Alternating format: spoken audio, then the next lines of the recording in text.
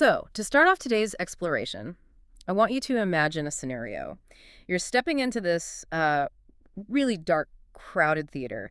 You take your seat, the projector whirs to life, and the movie begins to play on this massive canvas right in front of you. Right, setting the scene. Yeah, exactly.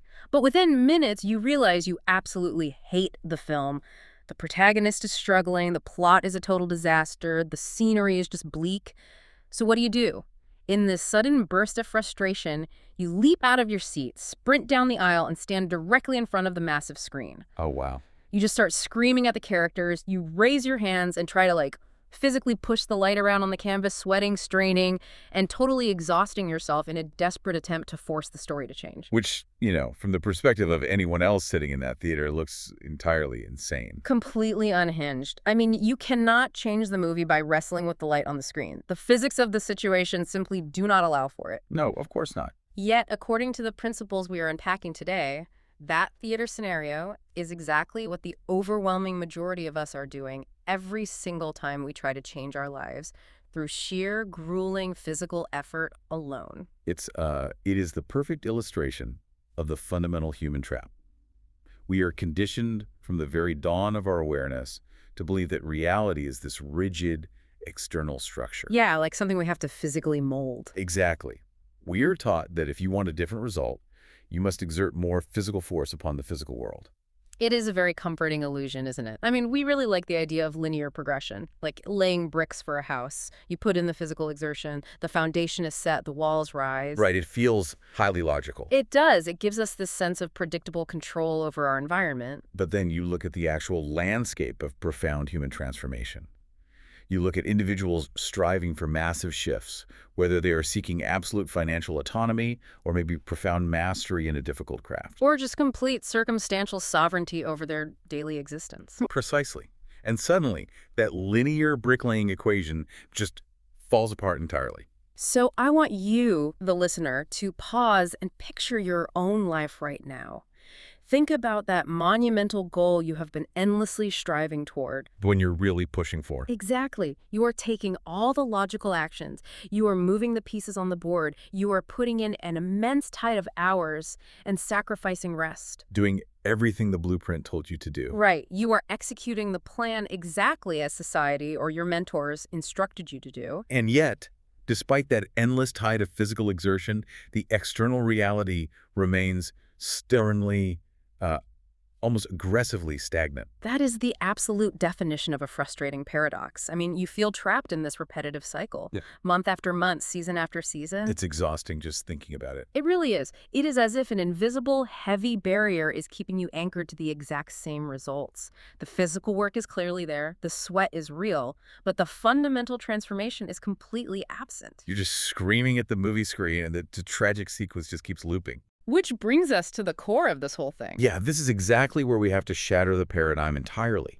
The reason your physical effort is not translating into the reality you desire is not a lack of exertion. You are not failing because you aren't working hard enough. Wait, really? Because that's what everyone tells you, right? Just work harder. Right, but it's false. You are failing because you have a fundamental misunderstanding of what you are actually pushing against. The environment you are navigating is not a fixed, unyielding structure that can be forced into submission. Okay, so what is it then? It is a fluid, highly responsive, self-generated holographic projection. Okay, let me stop you right there, because holographic projection sounds like we are drifting into science fiction or esoteric philosophy here. I need to push back on this. Sure, go ahead. If reality is just a hologram, like an illusion, why do I have to pay my rent? If I accidentally touch a hot stove, my hand physically burns. Right. That doesn't feel fluid or holographic at all. That feels intensely, undeniably real. That is the absolute brilliance of the architecture. The fact that it feels undeniably real does not negate its holographic nature. It doesn't. No. It merely proves the immersive quality of the simulation. Let's really break down the mechanics here. The foundational truth we are dealing with is that the physical world, everything you can measure, touch, and see, is an effect, not a cause. Like the movie playing on the canvas. Exactly. It is the rendered output of a deeper system. And this includes your physical body and your biological brain. They are components of this external projection. Okay, wait. My brain is part of the projection. Yes. We constantly conflate the brain and the mind, treating them as identical entities, but they are entirely different mechanisms operating in completely different realms. This is a crucial distinction. Break down the difference between the brain and the mind for me, because I think a lot of people get stuck there. Gladly. So, the biological brain is essentially a highly advanced organic calculator. It is a machine designed purely to process data within the physical simulation. It regulates the rhythm of your heart. It interprets sensory input from the optic nerves and pain receptors, and it helps your physical avatar navigate three-dimensional space. So when you touch the hot stove, Exactly. When you touch the hot stove, the biological calculator registers the tissue damage and fires a warning signal. it is the hardware running the local environment. Precisely. But the mind, the true invisible mind, is the seat of consciousness. Right. It is entirely formless. Formless, meaning it doesn't physically exist in space. Right. It does not exist within the skull. Rather, the skull exists within the mind. Oh, wow. That's a flip. It really is. The mind is the fundamental source connected to the infinite fabric of reality. It is the projection booth in your theater analogy. So let me see if I understand this correctly. The physical pain of the burn is processed by the brain, the biological calculator. Yes. But the meaning of the burn, the emotional reaction to it, the belief about whether the world is a dangerous place or a safe place, that is all generated by the mind. Yes, exactly. The mind is the architect, and understanding this completely reshapes the entire concept of human agency. How so? Well, earlier you asked why you should bother acting at all if it's just a simulation. The answer is that the fluid nature of reality is exactly what grants you boundless authority over it. Because if the world were truly a fixed, rigid structure made of dead matter, we would be entirely at its mercy. We would. We would just be fragile biological accidents trying to survive a chaotic universe. Which is terrifying. But because it is a self-generated projection, you are not a victim of the architecture. You are the silent processor generating it from the inside out. Consider the concept of distance and scale for a moment. Okay. In your everyday experience, your physical hand feels very close to you, while a distant star system feels impossibly far away. Right. It would take a passage of eras just to reach it. Within the rules of the simulation, yes. But at the source code level, within the invisible mind, there is no actual distance. No distance at all. None. The space between your hand and the star is an illusion generated to make the three-dimensional experience functional.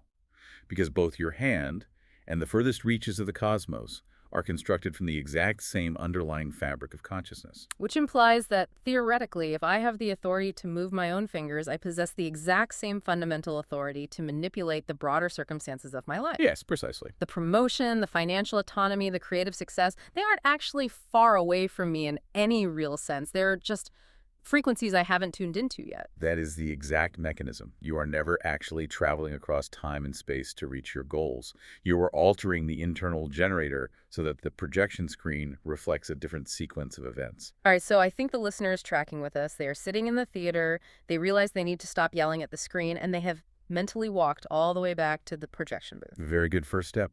Right. So they are standing in front of the projector, which is the mind. How do they actually open the machine and change the film? I mean, what is the tangible process of handing a new script to this system? Well, to understand the transmission of the script, we really have to look at the dual nature of the mind itself. We have the conscious mind, which acts as the observer, the decision maker, the architect, drawing up the blueprints. Okay, the conscious mind is drawing the plans. Exactly. And then we have the subconscious mind. Which is what? The heavy machinery? Like the vast automated construction crew that never sleeps. That's a perfect way to describe it. The subconscious mind is the engine of the simulation. It does not argue with you. It does not rationalize. To build. It just builds. It does not judge whether a blueprint is beneficial or highly destructive. It simply takes whatever instructions the conscious mind feeds it, and it faithfully, relentlessly projects that reality outward. Rendering tomorrow, the next cycle, and the distant future. So the multi-million-dollar question is, what language does this construction crew actually speak? Because clearly it doesn't just listen to our passing wishes. If I just sit here and say, I want an ocean of wealth, the subconscious doesn't suddenly drop a pile of gold in my living room. No, it certainly does not. And this is where the overwhelming majority of people fail entirely. Yeah, because it sounds too easy. The instructions are not handed over through casual wishes or forced positive thinking. The script of your reality is actually written through a relentless, flowing river known as the inner current. The inner dialogue. And let's be very, very clear about what we mean by inner dialogue. We are not just talking about the occasional thought you have when deciding whether to order coffee or tea. Oh no, it is infinitely more pervasive than that. Your inner dialogue is a continuous, unbroken stream of internal narration. Like a radio left on in the background. Exactly. It cannot be paused. You cannot simply hit a mute button on it. From the moment you drift out of sleep to the moment you cross back over the threshold of consciousness at night. And even continuing in the form of dreams. Yes, even in dreams, this current is flowing. It is the constant hum of the generator. Exactly. And since you cannot dam the river, your only option is to consciously redirect its channels. But to do that, you have to understand the precise sequence of manifestation. Okay, let's get into that. The translation process from a formless thought into a physical projection is incredibly specific. So let's map out that sequence step by step for the listener. Where does the river begin? It originates at the deepest layer of your psychology, which is your fundamental concept of self. Identity. Like who you secretly truly believe you are when all the external masks are stripped away. Yes, exactly. Your self-concept is the source spring. It dictates the fundamental tone of everything that follows. So if I view myself a certain way, it colors everything. Precisely.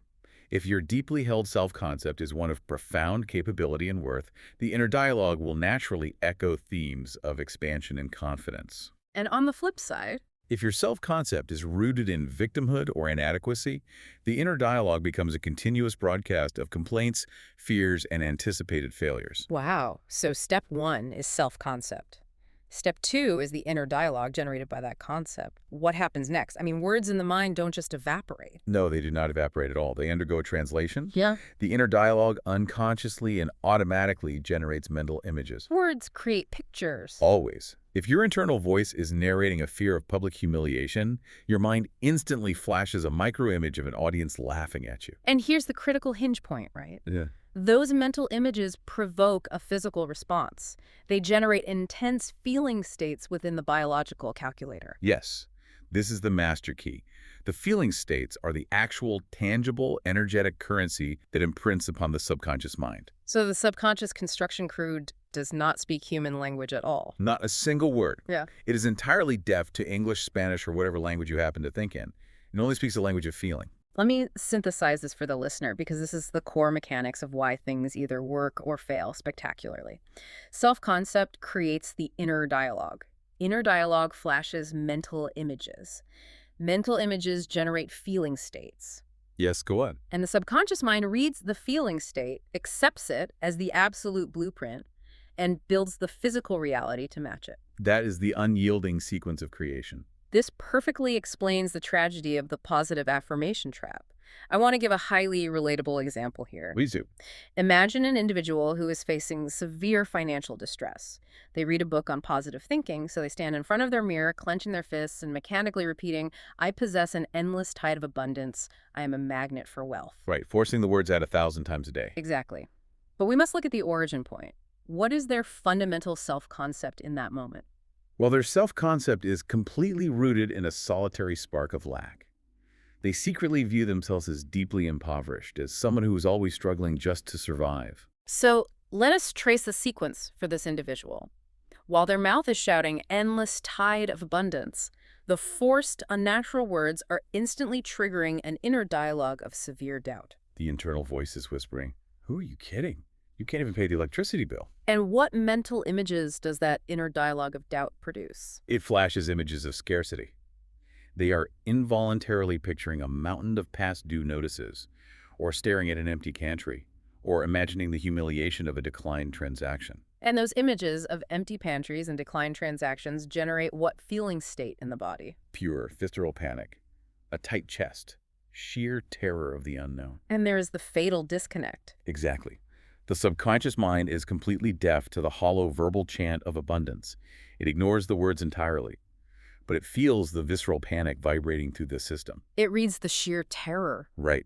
The subconscious takes that feeling of intense lack, assumes that is the confirmed architectural instruction, and continues to faithfully project a physical reality of extreme limitation. The universe does not hear our words.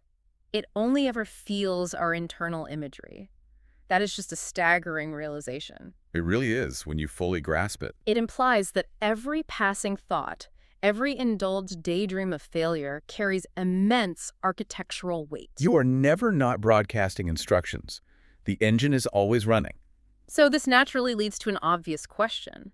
If the listener recognizes this, if they realize their inner current is flowing toward lack and they know they need to change the feeling state, why is it so incredibly difficult to rewrite that internal narrative? It's a huge struggle for most. Right. People try to change their self-concept, they try to hold better images, but they just snap right back to the old patterns. Why does the system resist the new instructions so aggressively? Because the subconscious mind is a highly sophisticated operational system.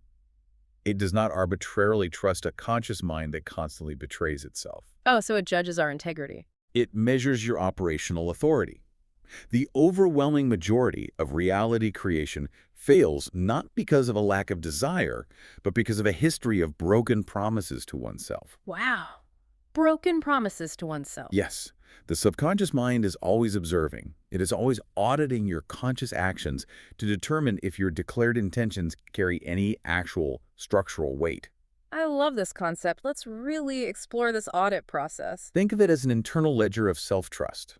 When you tell yourself, tomorrow I'm going to wake before dawn, I'm going to intensely exercise the physical vessel, and I'm going to complete that highly complex task I have been avoiding, you are issuing a conscious command. You are telling the system, I'm the architect, and this is what we are doing. Exactly.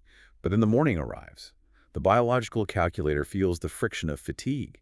And instead of executing the command, you negotiate with weakness. You hit the snooze button. You skip the physical exertion entirely. You choose comfortable distraction over the difficult task. You execute a mere fragment of your declared intentions, if anything at all. You essentially lied to your own system. You have systematically trained your subconscious to understand that your conscious words are utterly meaningless. You have demonstrated that your declarations have zero operational authority. So it just stops believing you. Right. Therefore, a month later, when you try to stand up and boldly declare, I am the architect of profound success, I am summoning a completely new reality, your subconscious simply disregards it. It rolls its eyes at you. It dismisses the command as just another hollow promise from a source that possesses absolutely no credibility. I want to use an analogy here to make this really visceral. It is exactly like trying to establish credit with a highly conservative, deeply skeptical bank manager. Oh, that's a good one. Imagine walking into a massive, marble-floored financial institution. You walk right up to the vault manager who represents your subconscious mind, and you boldly ask for a colossal line of credit.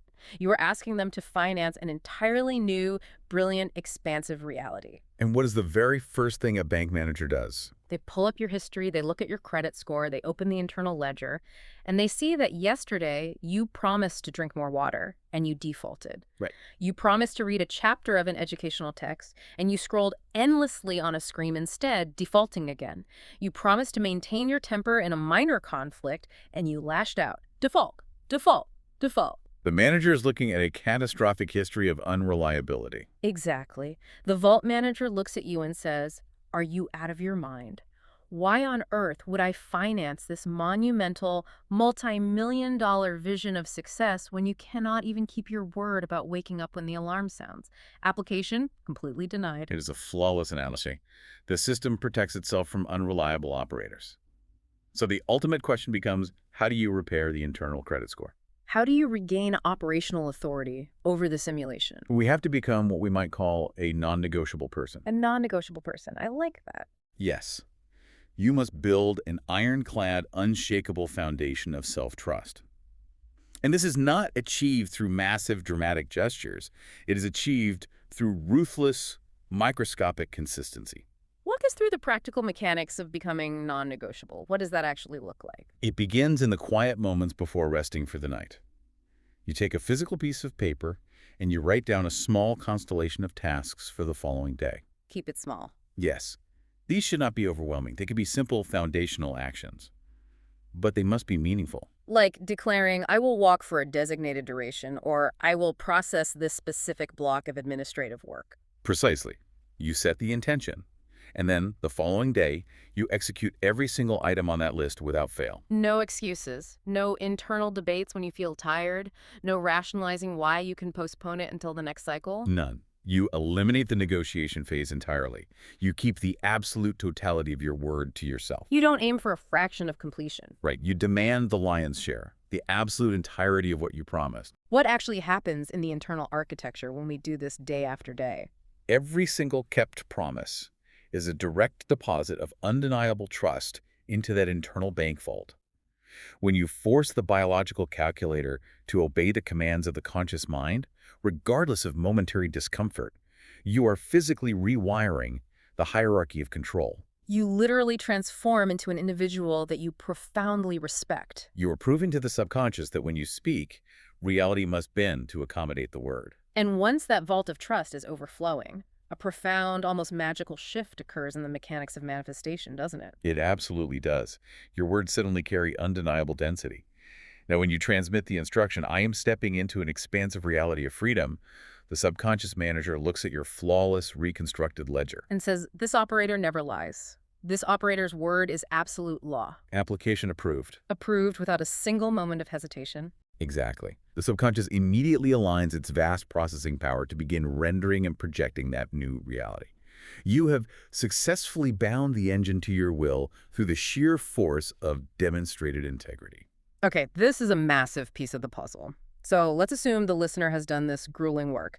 They have stopped negotiating with weakness. They have repaired the internal ledger. The vault manager is ready to fund any blueprint they submit. A great position to be in. Right. But we established earlier that the subconscious doesn't read words. It reads feeling states generated by mental images. Correct. So how does the non-negotiable person actually transmit the blueprint correctly? This brings us to the mechanics of true vision. And this is another critical juncture where the process frequently collapses.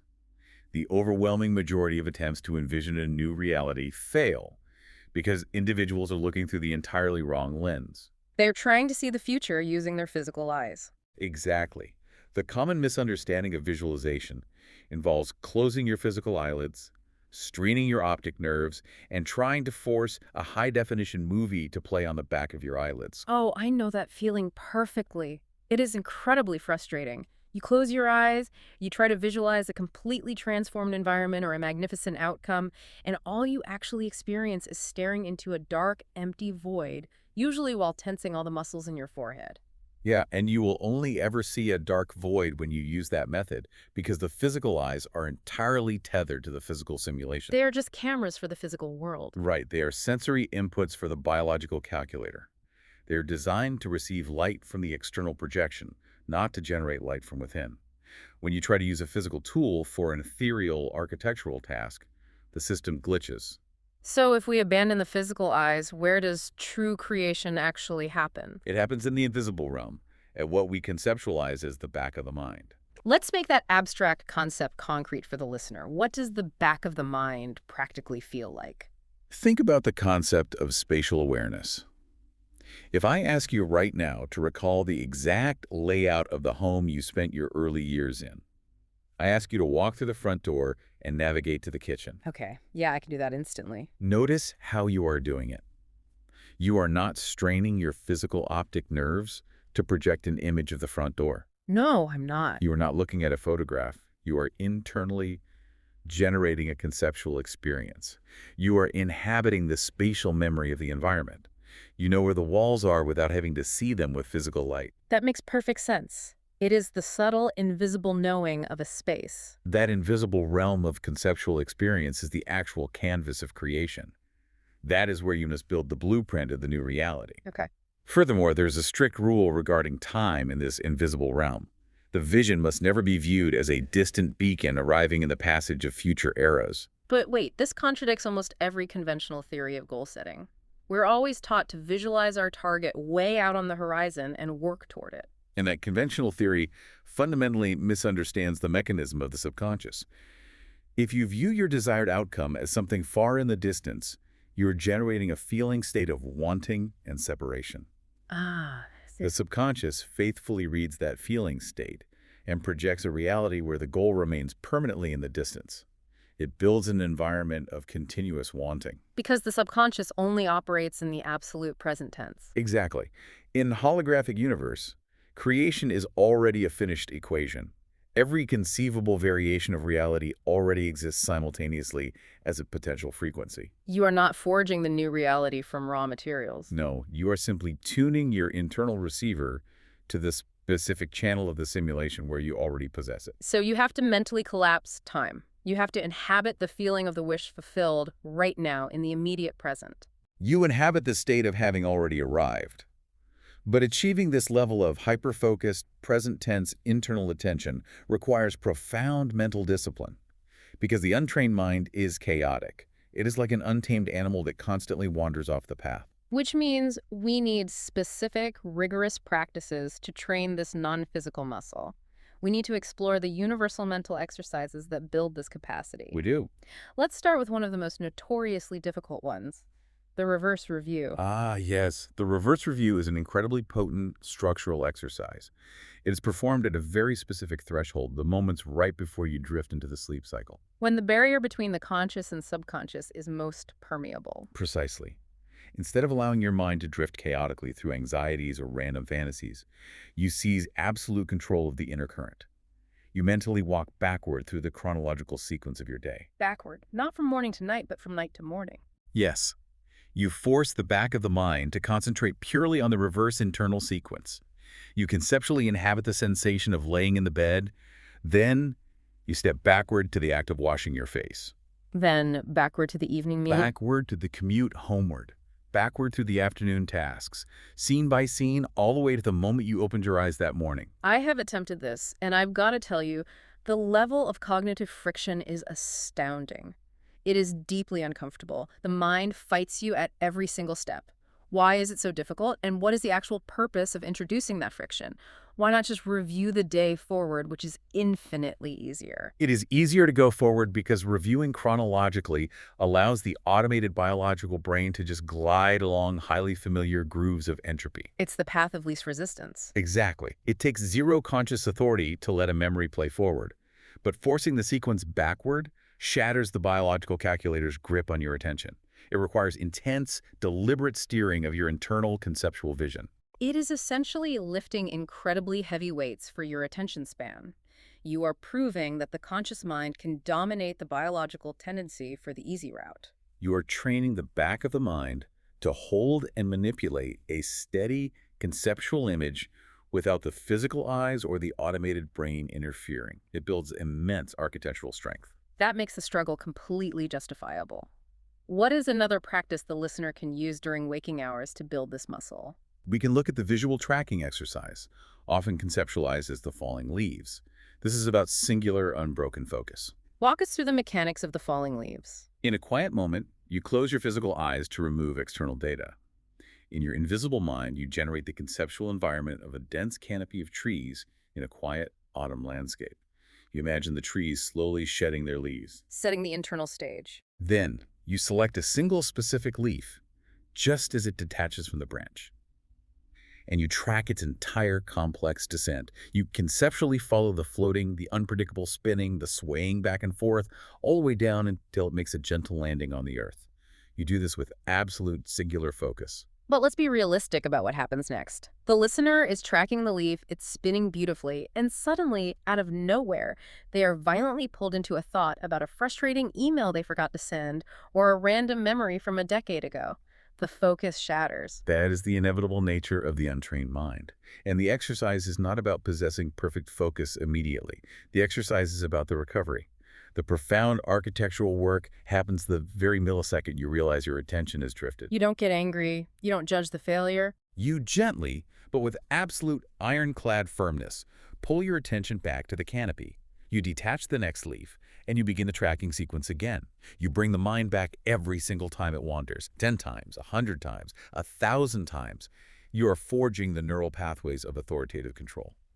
I have to play the skeptic here, though. I hear all of this, the reverse review, the falling leaves, constantly monitoring the inner dialogue, refusing to negotiate with weakness, demanding absolute totality of my word. It's a lot. It sounds exhausting. It sounds like a never-ending, grueling 24-hour battle against my own natural psychology. Are we just doomed to live in a state of perpetual cognitive exhaustion if we want to change our reality? It is a highly relevant pushback. Mm-hmm. And it is the exact reason most people abandon the process entirely. The honest truth is, yes, it is a strenuous, exhausting battle, but only during the initial phase of reprogramming. Wait, only at the beginning. Why does it change? Let's use an analogy of learning a highly complex physical martial art. When you first step onto the training mat as a novice, every single stance feels incredibly awkward, You feel clumsy. very clumsy. You have to consciously dedicate massive cognitive load to the angle of your foot, the precise bend of your knee, the exact shift of your center of gravity. You are fighting your body's natural, untrained posture. After an hour, you are completely mentally and physically drained. Every movement requires conscious friction. But what happens over a passage of eras? What happens after relentless repetition and unyielding discipline? The movements sink below the conscious threshold. They enter the subconscious. Exactly. They become an unconscious flow. The master martial artist no longer thinks about how to block a sudden strike. The biological calculator has been reprogrammed, and the body simply reacts with perfect, unthinking geometry. This system becomes entirely self-sustaining.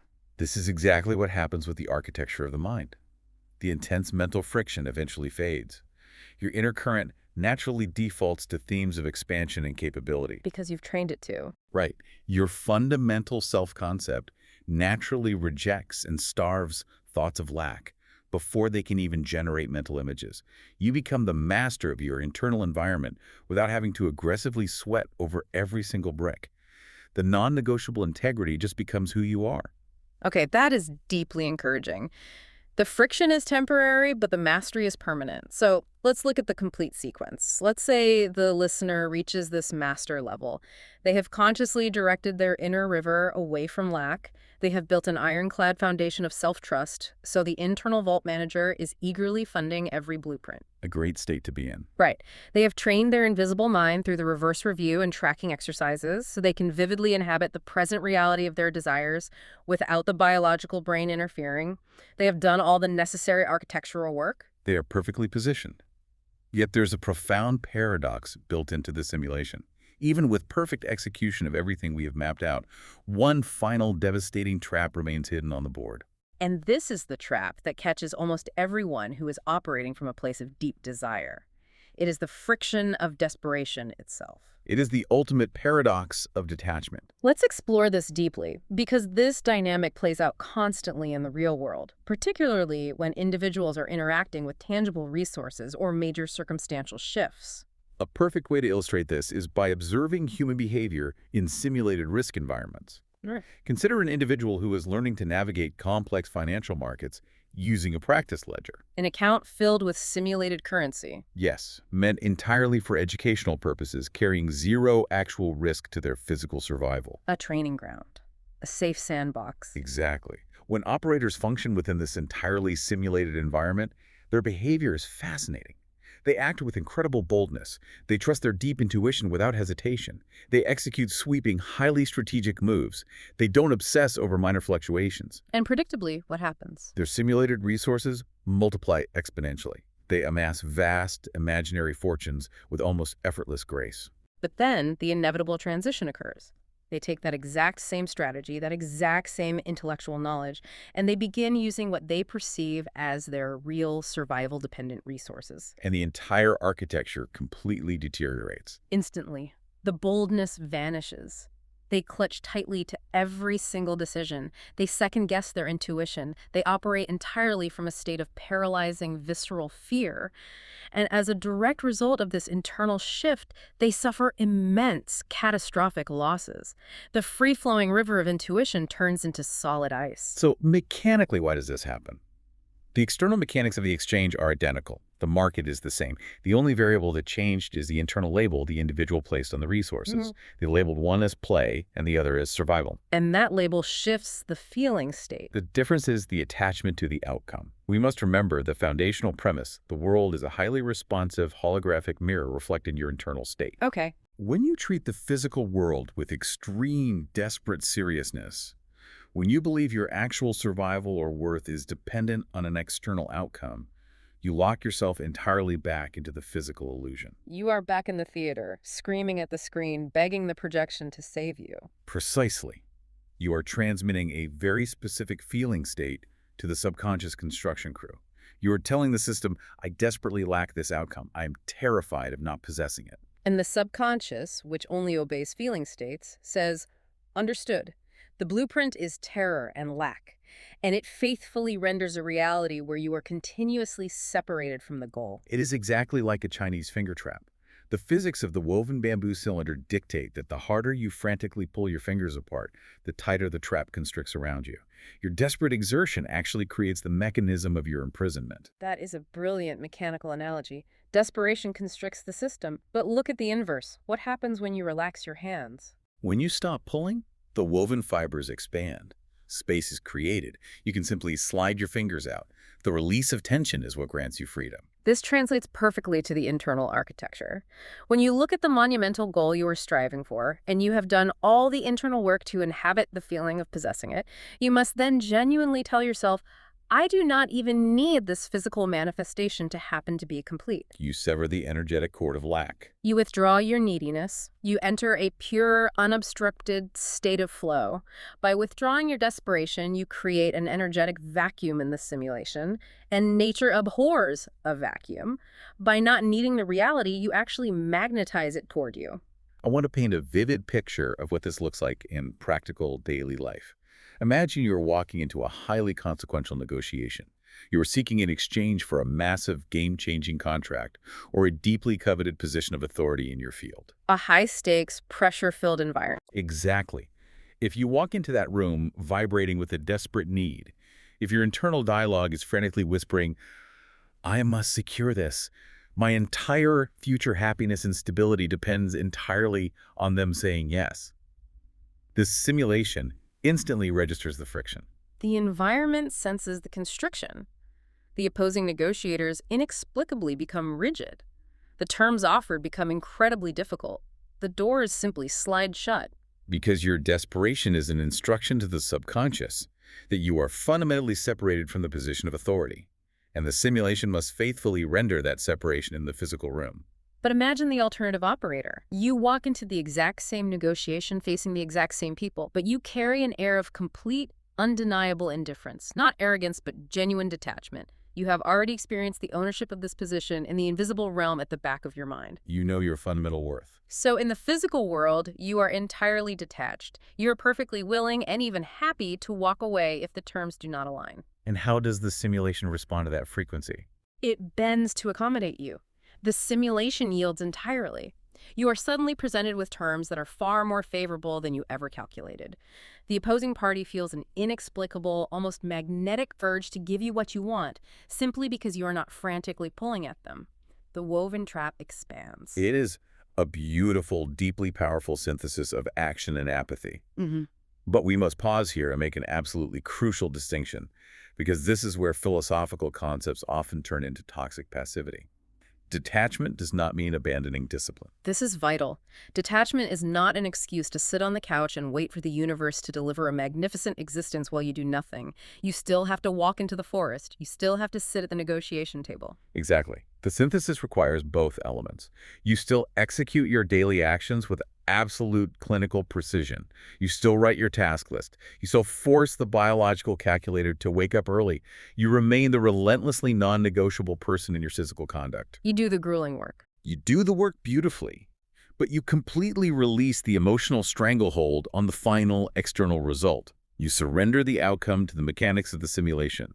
You find your fulfillment in the mastery of the process, not in the external validation of the reward. You do the work, you build the foundation, you inhabit the feeling of the wish fulfilled, and then you stand back and say, I am already internally complete. I do not need this physical projection to validate my existence. That is the ultimate master key to overriding the default programming of the projection. This is a staggering amount of architectural knowledge to process. Let's meticulously bring all of these vital, interconnected elements together for the listener. A good idea.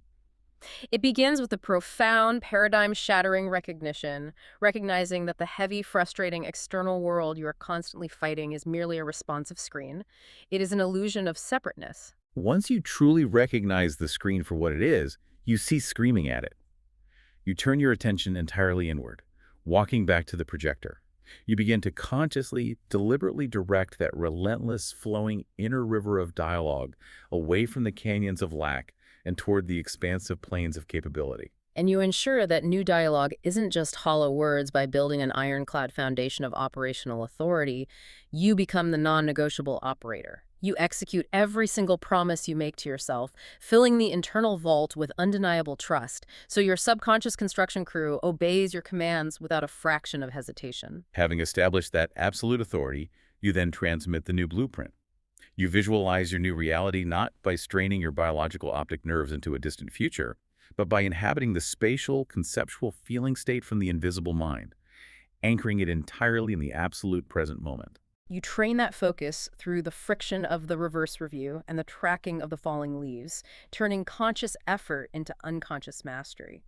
And finally, after perfectly aligning all of that internal architecture, you release the grip. You let go of the frantic desperation, you start pulling at the Chinese finger trap, you execute your physical actions flawlessly, and you let the reality effortlessly magnetize toward you. When you step back and observe this entire architectural framework, it forces a deeply profound reflection on the incredible magnitude of human capacity.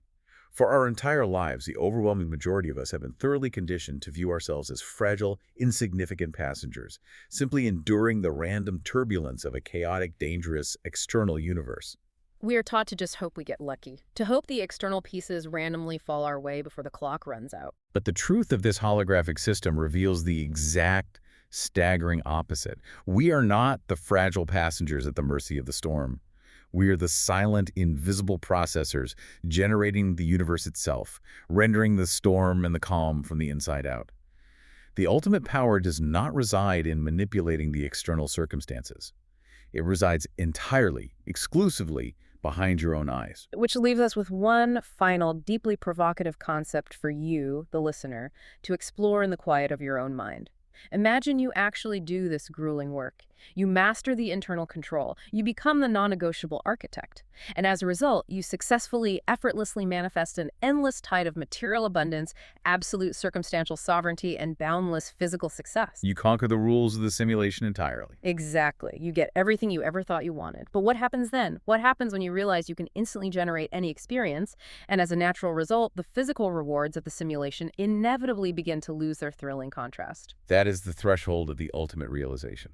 Perhaps you will finally understand that the true purpose of this entire holographic existence was never actually to accumulate a pile of objects on the projection screen. Perhaps the entire point of this intricate, frustrating game, the reason the simulation exists in the first place, is simply to provide enough friction to force you to turn around, look away from the canvas, and finally discover the boundless, formless creator hiding quietly behind your own eyes.